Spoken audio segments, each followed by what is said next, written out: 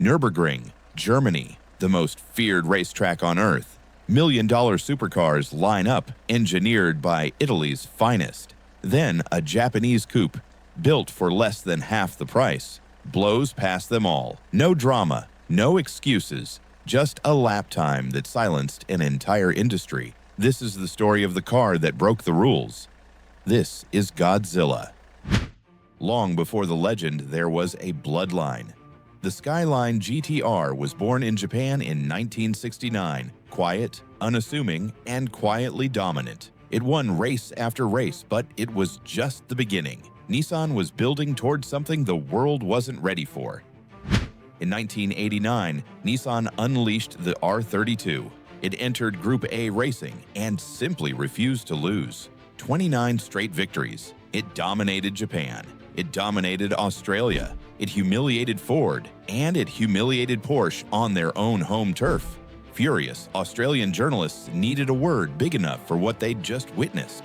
They found one, a monster from Japan, unstoppable, unbeatable. They called it Godzilla. The name stuck forever.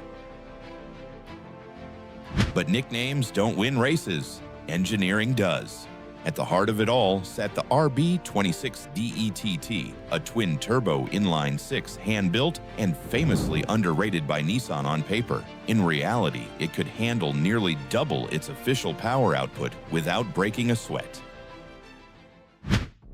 Then there was ATTESA, ETS, a computer-controlled all-wheel drive system that read the road faster than any human could react. It sent power exactly where it was needed, corner after corner. This wasn't just a fast car, it was a car that made ordinary drivers feel like professionals. In 1999, the R34 arrived, sharper, smarter, and instantly iconic. It wore its performance on its sleeve, with a dashboard display tracking boost pressure like a fighter jet's cockpit. To an entire generation, this was the car, not a poster, a promise. Then Hollywood came calling. When a blue R34 rolled onto the screen in Too Fast, Too Furious, driven by Paul Walker, Godzilla stopped being just a Japanese legend. It became a global icon. Overnight, kids from Tokyo to Texas wanted one. For millions who couldn't afford the real thing, Gran Turismo delivered the dream. An entire generation learned to love this car through a controller long before they ever touched a steering wheel. In back alleys and midnight meets, real street racers chased the same myth. Was it truly unbeatable? Rumors grew into folklore, and folklore, as it always does, only made the legend bigger.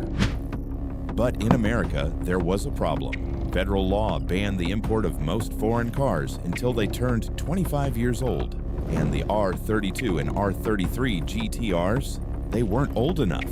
Godzilla was, quite literally, forbidden. For years, American fans could only watch from across the ocean, and nothing, Morrison, makes a car more desirable than telling people they can't have it. The forbidden fruit effect took hold, and the myth grew even larger. Then, in 2014, the wait ended. The R32 finally turned 25. Suddenly, American buyers could import the very car that had haunted their dreams since childhood. And they came running, with checkbooks wide open. Prices exploded. Cars that once sold for $30,000 now traded hands for six figures. Pristine R34s became six-figure unicorns overnight. Godzilla wasn't just a legend anymore, it was one of the smartest investments in automotive history. So why does this car still matter? Because the GT-R proved that greatness isn't about price tags or badges. It proved that Japan could out-engineer Europe using pure obsession and a refusal to accept good enough. There will never be another car quite like it. Different rules, different world. A monster only Japan could have built. If you love legends like this one, hit subscribe. And tell me in the comments, which GT-R generation would you choose? R32, R34, or R35? See you in the next one.